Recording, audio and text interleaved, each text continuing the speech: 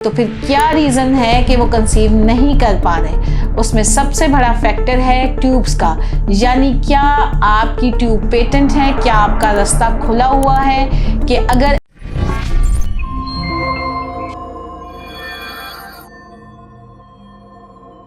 Doctor Sumbal Afzal, consultant gynaecologist and infertility specialist, आज आपके साथ बड़ी ही इंपॉर्टेंट इन्फॉर्मेशन शेयर करने जा रही हूँ। मेरे ओपीडी में कल ही एक कपल आया कि डॉक्टर साहब हमने बहुत ट्रीटमेंट ले लिए हैं, हमारी शादी को 8 साल हो गए हैं, हमने हर अपने एरिया की डॉक्टर को दिखा लिया है और वो कश्मीर से बिलोंग करते थे और वो लाहौर ट्रेवल किया स्पेशली उन्होंने मेरे से कंसल्ट करने के लिए कि डॉक्टर साहब अब उन्होंने हमें वहाँ पे ट्यूब टेस्ट का मशवरा दिया है, मगर तमाम घर वाले, तमाम रिश्तेदार यही कह रहे हैं कि ट्यूब टेस्ट एक बहुत मुश्किल टेस्ट है, बहुत पेनफुल है और उसके बाद अगर मेरी ट्यूब्स ब्लॉक आईं तो हम क्या करेंगे? हम बहुत परेशान हैं, आप हमें इसका बेस्ट हल तजवीज़ करें।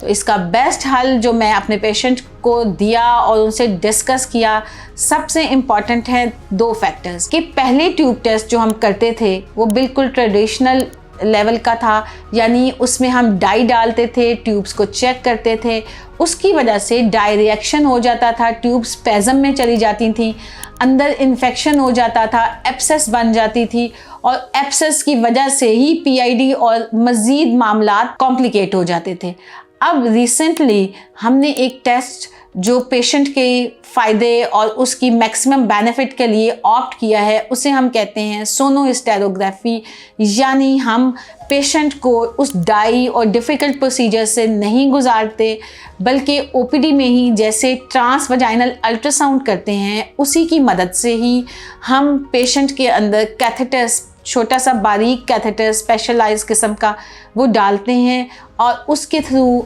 सेलाइन यानी जो लिक्विड होता है उसको पास करते हैं और अल्ट्रासाउंड के थ्रू ट्यूब्स को एवेलुएट करते हैं और वो हमें बता देती हैं कि ये आपकी ट्यूब्स पेशेंट की ओपन है या नहीं है और उसे हम विजुलाइज कर लेते हैं अल्ट्रासाउंड के थ्रू। तो ये बेस्ट तरीका इलाज है जो मैं अपने पेशेंट को दे सकती हूँ और उनकी ज़्यादा से ज़्यादा मसलों को हल कर सकते हैं हम, क्योंकि ऐसा कपल जिसके अंडे भी ठीक बन रहे हैं, बच्चेदानी भी ठीक है, मियाँ की रिपोर्ट भी स्पर्म की ठीक है, स्पर्म काउंट ठीक है, मॉर्फोलॉजी ठीक है, तो फिर क्या रीज़न है कि वो कंसीव नहीं कर पा रहे? उसमें सबसे बड़ा फैक्टर है ट्यूब्स का, यानी क्या आपकी ट्यूब पेटेंट है, क्या आपका रास्ता खुला हुआ है कि अगर एम्ब्रियो बनता है तो वो, या एम्ब्रियो के बनने के लिए क्या एक पाथवे है जिससे एग और स्पर्म गुजर के जा सकें? तो उसके लिए बेस्ट टेस्ट यही है। मेरी वीडियो को लाइक करें, सब्सक्राइब करें ताकि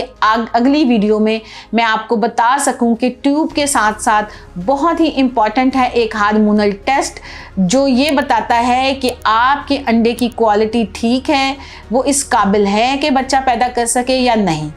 तो मेरी वीडियो को ज़रूर शेयर करें। शुक्रिया।